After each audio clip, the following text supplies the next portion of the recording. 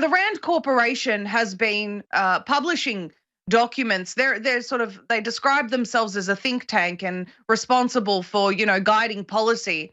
And they've been talking about the ability to control and manipulate human behavior and alter their thoughts, and publishing a myriad of works along this vein for some time.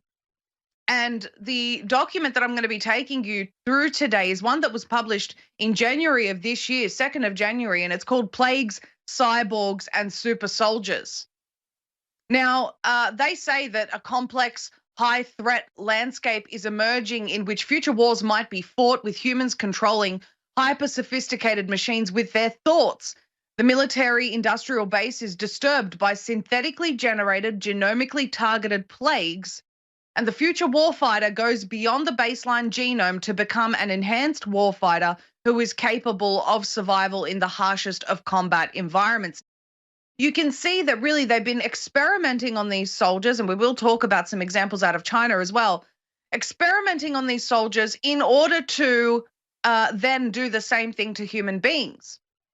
And in this document, it talks about how even members of Congress in the future will have brain chips, because they desperately want people to not have real money, real tangible assets. They want you to depend on digital money, digital assets. This is why they're collapsing everything, because they want to transition into this digital world.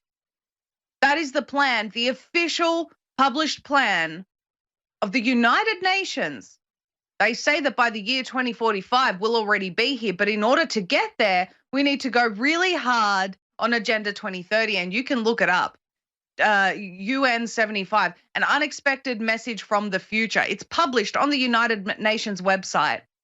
But what I'm trying to highlight is that every single insane measure, the promotion of eating cockroaches, the cutting of your energy, the telling you to wash yourself with rags as Germany did. Don't worry about taking showers anymore. We have to get used to washing yourselves with a wet rag. The German government literally said this to the people. Start eating cockroaches. We should start getting used to eating cockroaches. They're really tasty. Treating you like the absolute scum of the earth.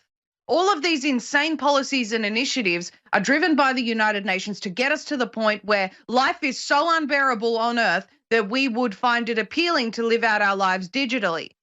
And digital money is a big part of that. Transhumanism is the final goal, and they cannot make it happen if they don't go with a digital currency and they don't implement a digital ID.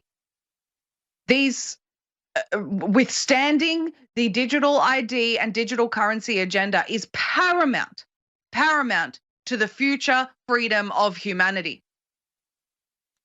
And so how does this tie into this document from the Rand Corporation? Well, very simply, they are describing the future to you if everything does go digital and if we do get brain-computer interfaces implanted in us, but it's not even an implanting anymore.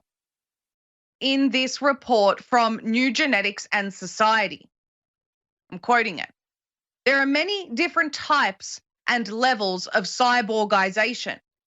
The incorporated living elements, viral, bacterial, plant, insect, reptile, rodent, avian, and mammal, the technological interventions, vaccination, machine prosthesis, genetic engineering, nanobot infection, xenotransplant, and the level of integration, mini, mega, mundane, can all vary.